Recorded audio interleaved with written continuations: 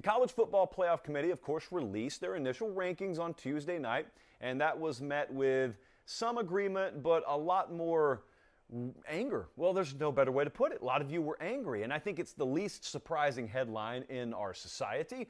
A lot of folks were mad at a list of rankings.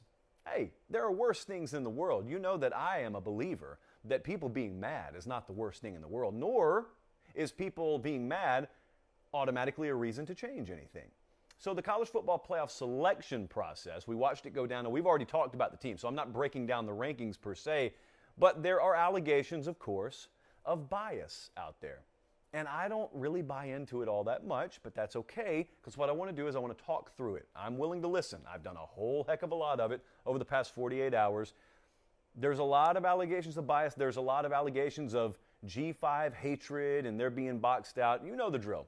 So my question, and I want to open it with this, is are you, and I'm talking to each individual along with myself, are we able to separate identifying something that is laced with bias or an agenda versus something that we just disagree with someone on?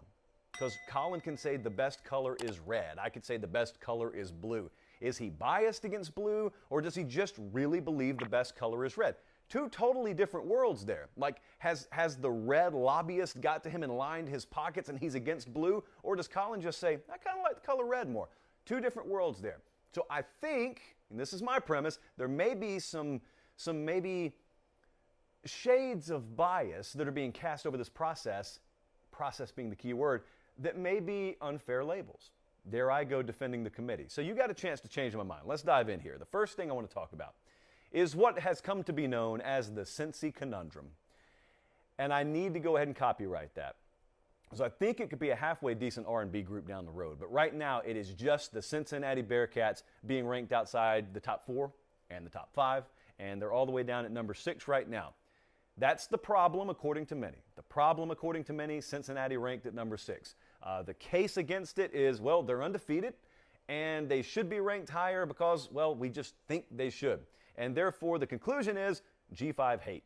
Anti-Cincinnati bias, anti-G5 bias. The best argument I've heard is that. That's the case for Cincy being ranked higher. There are loads of metrics that are against it. For the record, I agree. Cincy is largely ranked where they should be right now. I wouldn't have a problem if they were higher. Personally, I feel like that win on the road at Notre Dame is worth a whole lot. But I don't have a huge issue with it. I'm kind of indifferent, to be honest with you, on all this. But the case against anyone having Cincy outside the top 4 is just automatically, you hate the G5. You're against Cincinnati. Well, I know I'm not. I mean, I've been beating the Cincinnati drum all year. So am I anti-G5? Am I laced with all that bias? What I'm asking is this, because this is what I keep getting thrown at me. I keep getting thrown at me, if that team right there in Cincinnati was a Power 5 brand name, they'd be ranked a lot higher. Well, no, they wouldn't. You know how I know that pretty definitively? Because I looked a couple of ticks below Cincinnati at the number 8 spot, and you know what I found? I found an undefeated Oklahoma Sooners team. Undefeated, brand name, Power 5 Oklahoma Sooners ranked all the way down at 8, below Cincinnati. How'd that happen? Was it an oversight? Did that Power 5 lobbyist just happen to overlook Oklahoma there? Of course not.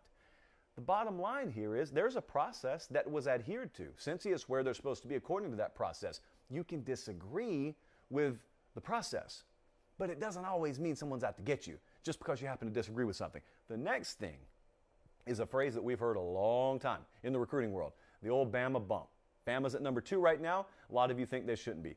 Bama has finished ranked number 1 in the 24/7 Sports team recruiting rankings for a long time, and inevitably, you got a kid that used to be ranked 3 stars. Nick Saban takes him early in the process, and he ends up with a mid 4-star grade, and that's a Bama bump. Now, what that allegation does not go on to do is track the kid's career, and when he ends up getting drafted 21st overall, no one revisits it. No one revisits the allegations of Bama's artificially inflated recruiting rankings when those same recruiting classes are winning title after title after title, because it's all about sound bites, it's all about snapshots, it's all about momentary tweets, and then it's out of the way, and no one ever revisits that stuff.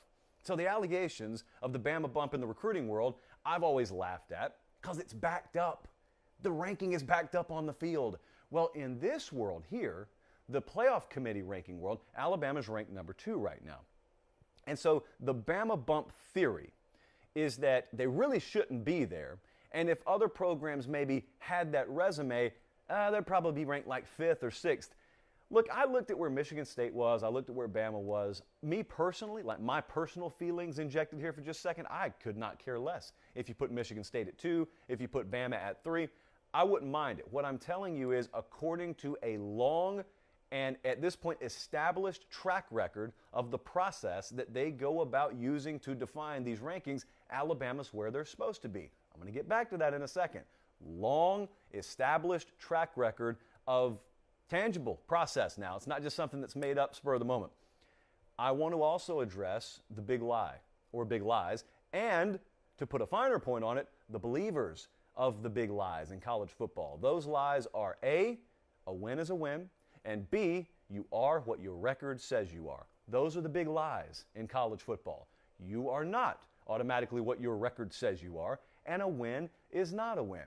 If a win is a win and you are what your record says you are, then if I go to Akron and beat them by 3, and you go to Bama tomorrow and lose by 3, that means I'm better than you. On what planet does that make sense? What happened quite a while ago is there was a shift. College football blew up in the early to mid-2000s. In popularity, it just skyrocketed. Well, guess what happened? A lot of folks who had been covering pro ball their entire careers, they got reassigned to cover college football. And some of them chose to. They said, look at that burgeoning college sport. I want to go cover it some. Well, that was fine. The saloon door swings both ways. That's fine. Here was the problem. And here still is the problem today. Some of you, dare I say, a significant portion of you, you brought the pro sports mentality. You took the Sunday ideology and you brought it into the Saturday saloon. We don't have room for that here. You have to have a lot more nuance and context in the discussion than you're 1-0, I'm 0-1. Hey, it is what it is. You must be better than me. That's not it. You aren't what your record says you are all the time in this sport. If it were that easy, then my little 5-year-old nephew could figure this stuff out, and we wouldn't even need a committee, and you don't need the AP, and you don't need the BCS or anything like that. College football is different. It's okay to admit it. Secondly, a win is not a win. If a win were a win, then that team at number 8, the Oklahoma Sooners, would be number 1 or number 2. How is Oklahoma number 8? How is Georgia number 1? Their records look the same to me, because a win is not just a win, and you aren't just what your record says you are. And anyone who believes in that stuff, who has an IQ above room temperature, is either being willfully ignorant or they really don't know what this sport's about. I don't really know any other way to put it, because, I've seen some reasonable people out there that have come at me with that, but after we talked it through, most reasonable people understand, yeah, okay, I guess we do have to put a little bit more context into it than just what's your record and did you win, because that's the end-all be-all. That is important. Competition is supremely important. I'm not trying to tell you it's not. That's why we're not letting 3 or 4 loss teams in this thing. But if you want to know if a 2-loss Auburn were to run the table, how would they get their way back up into that top 4, whereas maybe an undefeated or 1-loss Wake would be on the outside looking in? It's because of the 2 big lies being swatted down as they should. But all that notwithstanding, you can believe I'm wrong about all that.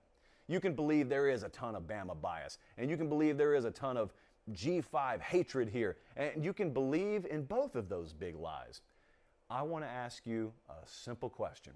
If that committee, because here's the third lie, here's the big playoff lie, if that committee truly is going into the room and just making it up as they go, and they're manufacturing some rankings in order to justify other rankings, could you tell me why guys like Adam McClintock and Dave Bartu are able to tell me what the playoff rankings are going to be before they're released?